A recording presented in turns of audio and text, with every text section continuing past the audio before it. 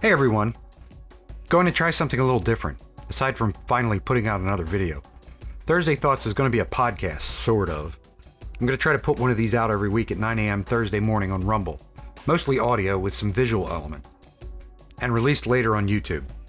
The main reason for this being that I personally mostly absorb my political or pop culture content via podcasts while I'm driving around during the day. And since the Rumble app allows for audio to continue playing while the phone screen is locked, something YouTube makes you pay for, that's why I decided to go Rumble first for early Thursday morning release. So let's get into it. Thanks for nothing. So I don't know if you heard or not, but Donald Trump won the 2024 election. And I don't mean just won, he won bigly. Trump pulled enough Republican candidates across the finish line with him to gain a majority in the Senate, and also a narrow Republican control of the House. And of course won back the White House with not only way more electoral college votes than he needed, but also the popular vote majority. Now that he is president-elect, none of the celebrities that claimed they would leave the country if Trump won again have actually left, although there was an almost. A screenshot of a post claiming to be from Tom Hanks, who said he had left America and was now living in an undisclosed location, popped up online. But the post was fake, just made up completely. So it is true that not a single celebrity has picked up and left because of Trump's win. When I first saw the fake post, it got me to thinking about how stupid this idea is, and also how much of a middle finger in the face of us normal working class people it is.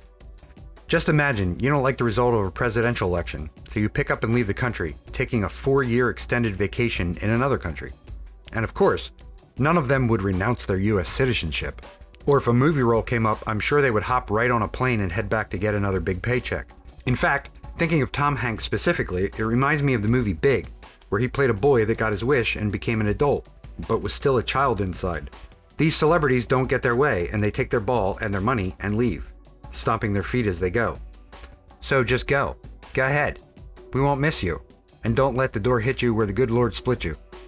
Speaking of money and being out of touch, GOP back to business, as usual. I don't know if you've heard the news, but Donald Trump won the election. The voters gave President Trump a mandate to take back America and to unburden us by what has been. And what are the Republican leaders, especially in the Senate, going to do with his mandate? Exactly what you would think they were going to do. Squander it and screw it all up. Mitch McConnell has already stated that he will resign from the Senate Majority Leader position. And as soon as the ink dried on newspapers reading Trump won, he immediately went into pushing for a secret vote to replace him as Majority Leader. For once, the turtle did something quickly. And unsurprisingly, it was for his own agenda and not for the good of the country or even the good of the Republican Party. Now that Trump has delivered a clear mandate that the country wants change from the 4-year blip that was the Biden-Harris years, can the Republican Party finally realize that they have no clear connection with their current voter base? The GOP is headed by people that have their finger on the pulse of the nation, if the nation was Jimmy Carter being wheeled out to early vote. Just a quick anecdote. I went to a locally hosted Trump-Harris debate watch party.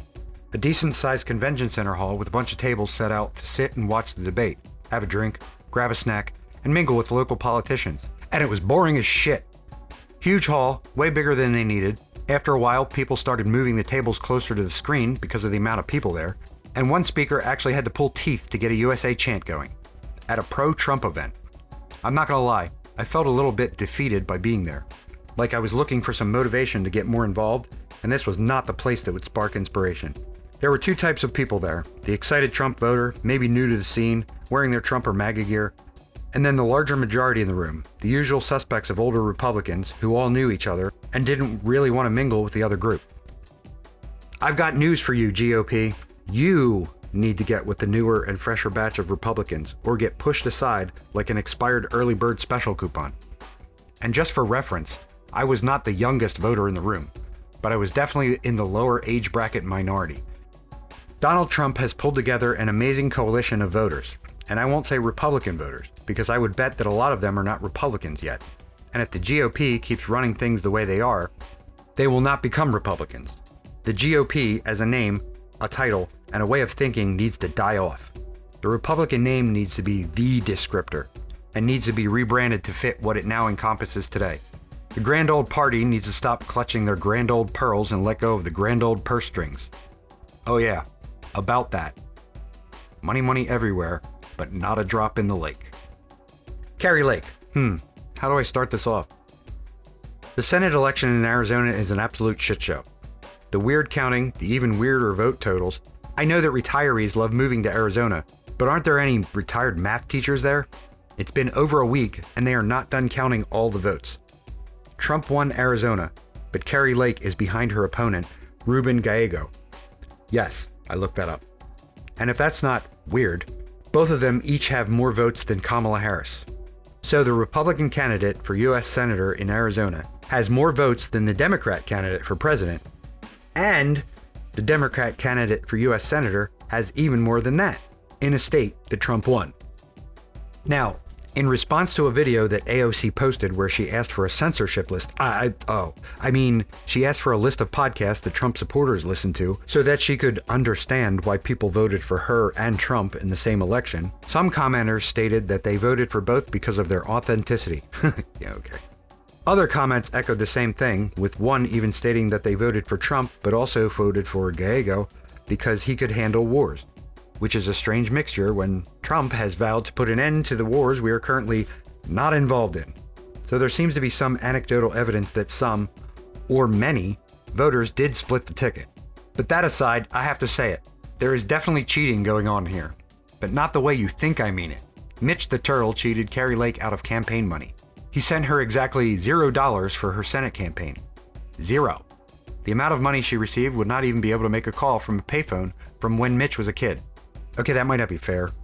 That was before the telephone was invented. How about more of a pop culture reference? The Turtle didn't even give her campaign enough money for Marty McFly to buy a cup of coffee in 1955. So yes, I would consider this cheating. Why did Lake not receive some of the national funds to win a seat in Arizona, giving the Republicans a bigger majority in Mitch's led Senate? Oh wait, McConnell is no longer a majority leader. Interesting. By comparison, Chuck Schumer sent Gallego, and yes, I keep wanting to say Gallagher, $100 million to defeat her in this race, and it still looked really good for her for a while. And it was so close for so long that they only officially called it for Gallego the night before Senate orientation, which is also yet another damning shot at Arizona's ridiculous counting time for votes. Get your shit together! There has to be a ton of retired math teachers, elementary school teachers. Hell, give some kindergartners cookies and a nap mat and they would still have counted these votes faster. We got the change we wanted, the change back to the second term we missed out on.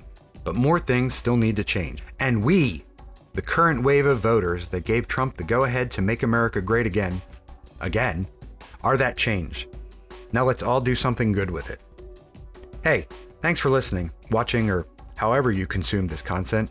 Hit like if you liked this. Hit subscribe if you'd like some more.